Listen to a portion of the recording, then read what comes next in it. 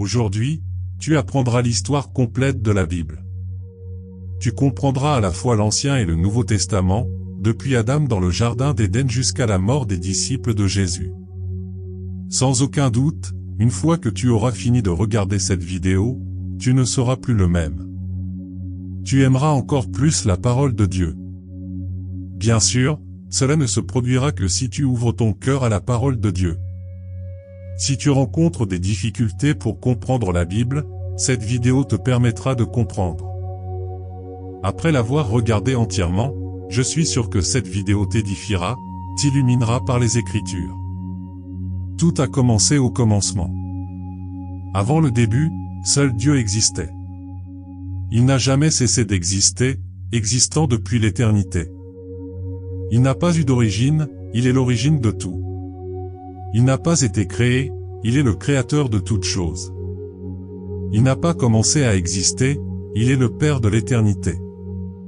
L'éternité est un attribut exclusif de Dieu. Au commencement, Dieu créa les cieux et la terre. Le sixième jour, Dieu créa l'homme à son image et à sa ressemblance, et de l'homme, il créa la femme. Adam et Ève furent créés parfaits, purs et innocents. Ils étaient en pleine communion avec Dieu, vivant délicieusement dans le jardin de Dieu en tant que régisseurs de la création de Dieu. Cependant, ils tombèrent dans le péché, et toute la race humaine fut précipitée dans cet abîme de dépravation totale, car nous étions tous en Adam. Adam et Ève eurent deux fils, Caïn et Abel.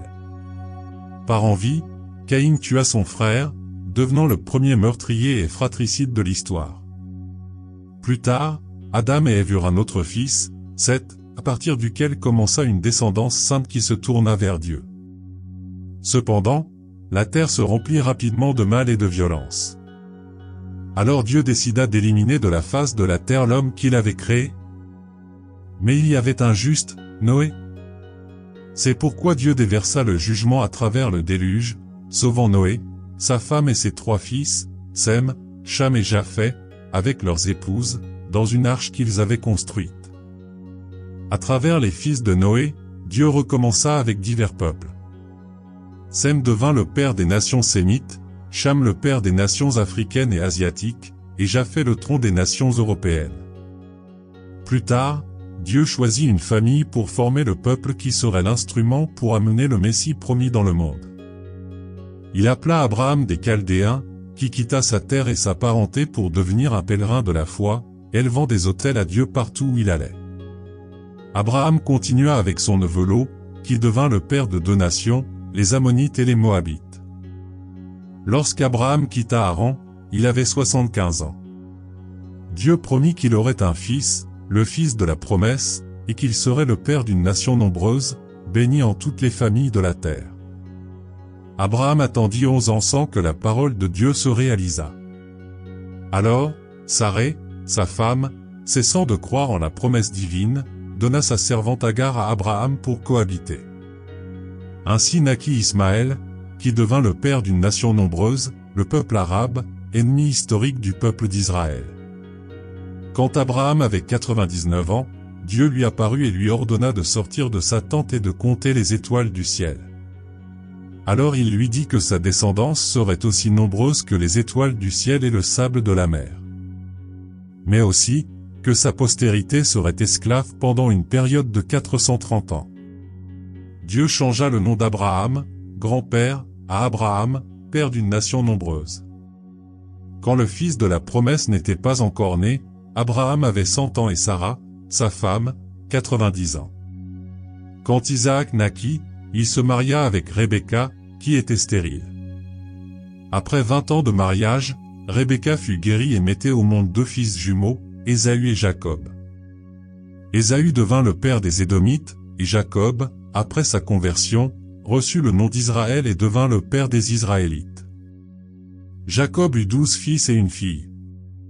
Grâce à Joseph, l'avant-dernier fils, la famille de Jacob se rendit en Égypte en compagnie de 70 personnes. Ils s'installèrent dans la terre de Goshen, une région fertile.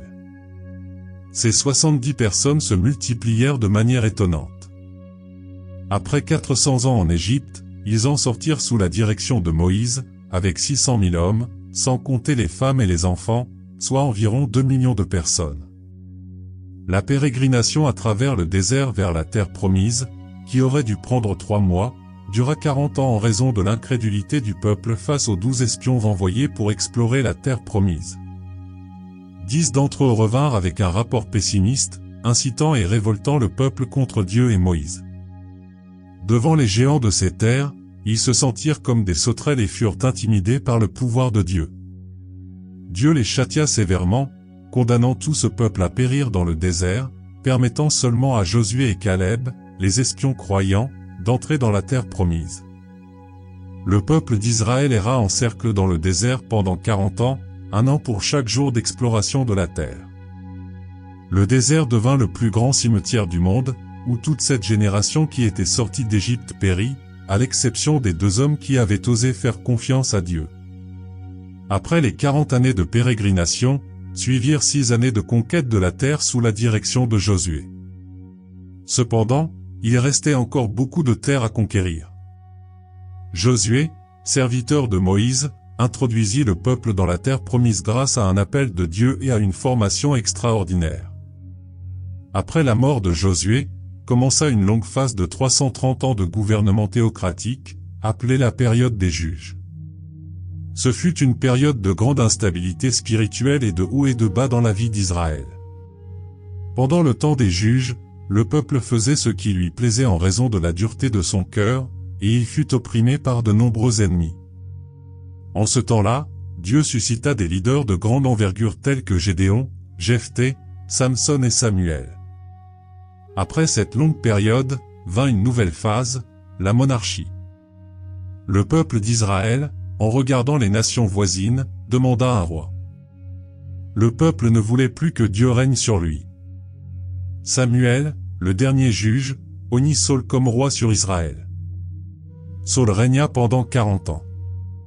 Il commença bien mais finit mal, succombant à l'orgueil, à la cruauté, puis à la rébellion et à l'apostasie. Après lui, David régna à sa place, également pendant 40 ans, transférant la capitale d'Israël de Hébron à Jérusalem.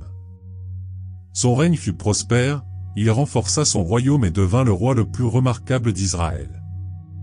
Bien qu'il ait péché gravement contre Dieu, sa famille et son peuple, il se repentit et fut pardonné par Dieu. De sa lignée vint le Messie. Après sa mort, son fils Salomon régna pendant 40 ans. Il demanda à Dieu la sagesse, et Dieu lui donna sagesse et richesse. Il devint un homme renommé de son temps, construisit le temple de Jérusalem et connut la paix pendant son règne. Cependant, en raison de ses nombreuses femmes, son cœur s'égarait. Ce n'est qu'à un âge avancé que Salomon se tourna vers Dieu et fit pénitence pour ses erreurs. Ainsi, Saul succomba à la sorcellerie, David fut pris dans les rets de l'adultère, et Salomon tomba sous l'emprise de l'idolâtrie. Dieu répondit au désir du cœur du peuple en lui donnant des rois, mais le peuple eut à subir les conséquences de ce choix insensé. Après la mort de Salomon, le royaume se divisa car son fils Roboam refusa de prendre en compte le cri du peuple pour alléger les impôts abusifs. La pompe, le faste et le luxe du gouvernement de Salomon étaient soutenus par les bras des travailleurs, étouffés par des postes exorbitants. Profitant de la transition du pouvoir, ils réclamèrent des changements. Comme ils n'eurent pas de succès, ils ne purent suivre le nouveau roi. Ainsi, 10 des 12 tribus conspirèrent contre Roboam et suivirent un nouveau leader, Jéroboam, formant d'abord le royaume du Nord, dont la capitale devint Samarie. Le royaume du Nord dura 209 ans, avec 19 rois issus de 8 dynasties différentes. Aucun de ces rois n'était pieux, tous s'éloignèrent de Dieu et suivirent les voies de Jéroboam. Ce roi décida d'instrumentaliser la religion à des fins politiques, redoutant que ses sujets ne se tournent vers Jérusalem pour y adorer au temple, ce qui aurait pu les attirer politiquement vers les rois de Juda. Jéroboam Ier décida de construire des temples dans le royaume du Nord à Béthel, Gigal et Beersheba. Il y plaça un veau d'or et incita le peuple à l'adorer comme s'il était le Dieu lui-même. Les 19 rois du royaume du Nord suivirent tous cette voie. Tous étaient impies et pervers, aucun ne rechercha Dieu. Le Seigneur suscita à cette époque quelques prophètes pour dénoncer les péchés des rois de la nation, des prophètes opportunistes et des prêtres corrompus par l'argent. Dieu éleva à cette époque les prophètes Amos, Osée et Michée. Ils confrontèrent courageusement les déviations de la nation, depuis le palais jusqu'aux quartiers pauvres, depuis les temples rivaux jusqu'au commerce, depuis les rues jusqu'aux champs. Ils dénoncèrent la corruption politique et s'élevèrent contre la religion prostituée, lançant l'accusation de Dieu contre les pouvoirs exécutifs et législatifs corrompus. Ils dénoncèrent l'injustice sociale et l'oppression économique, appelant le peuple au repentir. Mais leurs messages tombèrent dans des oreilles sourdes. Sous le règne d'Achab, par l'intermédiaire de sa femme Jézabel, la croyance pernicieuse en Baal, le dieu cananéen de la prospérité, se répandit en Israël. Dieu suscita alors le prophète Élie pour démasquer cette divinité païenne et discréditer l'idole abominable. Même dans ce royaume, Dieu appela Élisée pour remplacer Élie et accomplir un ministère prodigieux. Comme Israël ne voulait pas écouter la voix de Dieu, le Seigneur utilisa le langage de la verge et amena la Syrie contre la nation d'Israël. La Syrie fut l'instrument de la colère de Dieu contre Israël, un empire expansionniste guerrier et sanguinaire. À chaque domination d'un peuple, la Syrie pratiquait des barbaries et des atrocités contre les dominés. Après avoir conquis une ville ou un village, elle laissait des corps mutilés, empilant des têtes à la porte des cités conquises, exposant les habitants à la plus amère ignominie. Après avoir conduit le peuple du Nord en captivité, le roi Sargon II envoya dans la terre d'Israël un mélange d'autres peuples, formant ainsi une grande diversité raciale. S'attendant à ce que l'action raciale affaiblisse le potentiel d'existence d'un peuple, une race hybride appelée les Samaritains se forma en Israël. Ils devinrent des ennemis acharnés du peuple de Juda. Le royaume du Sud, composé des tribus de Benjamin et de Juda, eut 20 rois, dont plusieurs furent pieux, tels que Asa, Josaphat, Ézéchia, Joatam, Joa et Josia. Chaque fois qu'un roi pieux montait sur le trône, la nation prospérait économiquement, moralement, socialement et spirituellement. Pour accomplir la prophétie selon laquelle le Messie viendrait de la maison de David, une seule dynastie régna pour parler au peuple de Juda. Dieu éleva plusieurs prophètes tels qu'Isaïe, Michée, Joël, Sophonie et Jérémie pour parler au peuple de Juda.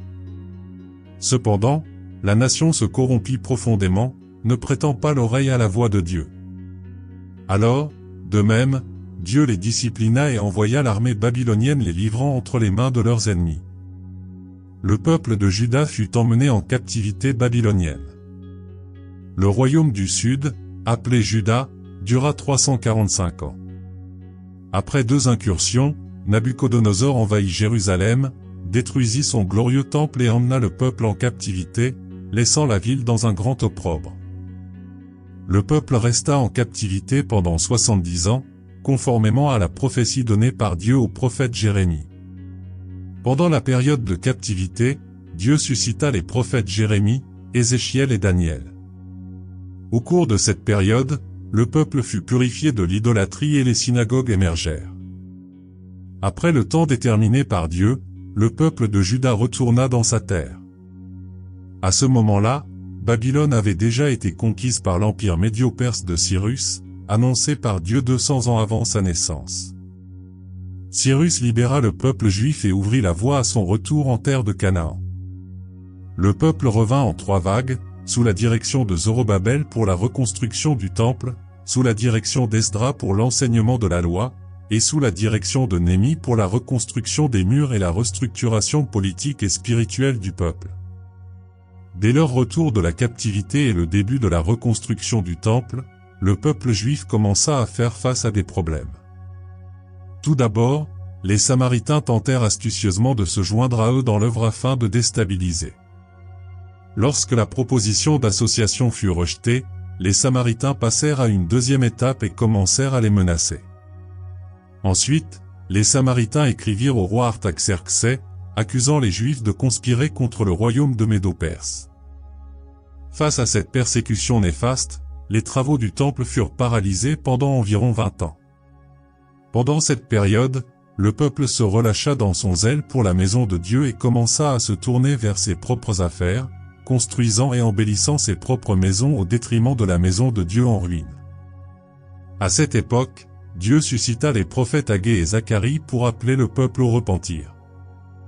Le message de ces prophètes eut un effet rapide et profond, amenant le peuple à se repentir et à revenir avec enthousiasme pour achever la reconstruction du temple. Il y eut alors un grand réveil spirituel, un rétablissement dans les familles et le sacerdoce, et un retour de tout cœur à Dieu. Environ 100 ans plus tard, une nouvelle génération se leva. Le peuple continuait à fréquenter le temple et à faire des sacrifices, mais ils n'honoraient plus Dieu. Ils offraient à Dieu en holocauste des animaux aveugles, malades et boiteux, méprisant la table du Seigneur comme impure. Les prêtres se corrompirent et cessèrent d'enseigner la parole de Dieu au peuple. Les familles furent profondément affectées, les mariages commencèrent à se désintégrer et se terminèrent par des divorces.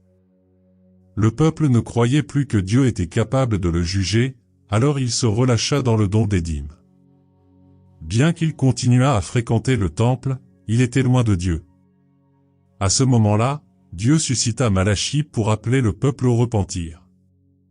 Ainsi se ferma l'Ancien Testament, 400 ans avant Jésus-Christ. Après le prophète Malachie, nous entrons dans une longue période de 400 ans appelée la période intertestamentaire ou la période du silence prophétique. Pendant ce temps, des livres historiques religieux non canoniques furent écrits, les livres apocryphes. L'Ancien Testament fut également traduit de l'hébreu en grec, donnant naissance à la célèbre version appelée la Septante. L'empire médo-perse tomba entre les mains de l'empire grec d'Alexandre le Grand. Après avoir conquis des nations et des royaumes, Alexandre mourut prématurément à l'âge de 33 ans. Pleurant de ne plus avoir de terre à conquérir, il étendit puissamment son empire, diffusant la culture hellénistique et la langue grecque, utile plus tard pour la diffusion rapide et sans frontières de l'Évangile. Après la mort d'Alexandre, le royaume passa entre les mains de 4 généraux, soulignant l'influence des Ptolémées en Égypte et des Séleucides en Syrie. Ces 2 royaumes étaient souvent en conflit, et Israël était dominé tour à tour par l'un ou l'autre. À cette époque, Antiochus Épiphane outragea les Juifs en sacrifiant un cochon sur l'autel du temple de Jérusalem, une abomination pour eux. Cela déclencha la guerre des Maccabées, remportée par Judas Maccabée après beaucoup de versants. Plus tard, en 63,